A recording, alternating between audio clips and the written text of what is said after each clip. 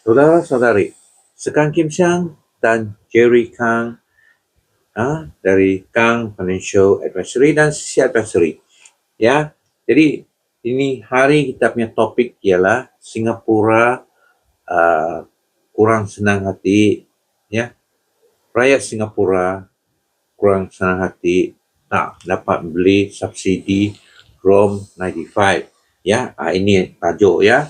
Jadi kita jemput rakan-rakan saya Jerry untuk mengulas sikit tentang hal ini.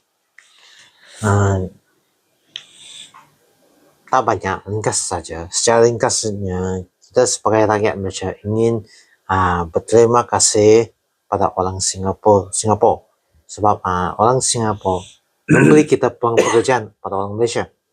Juga rakyat Singapura juga rajin memberi berat dekat Johor, negeri Johor.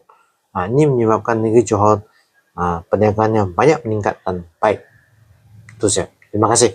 Ya, terima kasih Jerry. Ya, dan sekarang saya pula mau mengulas sikit perbezaan ya harga walaupun tanpa subsidi ROM 97 di Malaysia.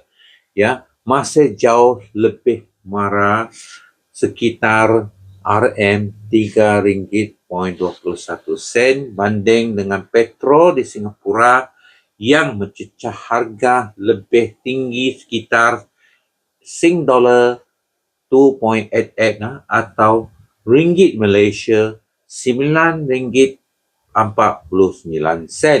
Ya, jauh beza ya. Kita tengok ya, sebagai rakyat Malaysia kita dapat murah ya. Jadi hak kedaulatan PMX telah menegaskan ya bahawa ROM 95 hanya untuk rakyat Malaysia ya.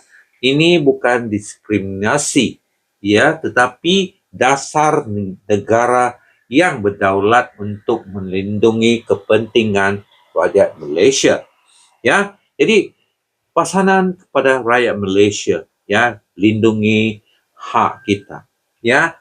Jadi sampai sini sila like, subscribe dan sokong dan share kepada kita ya.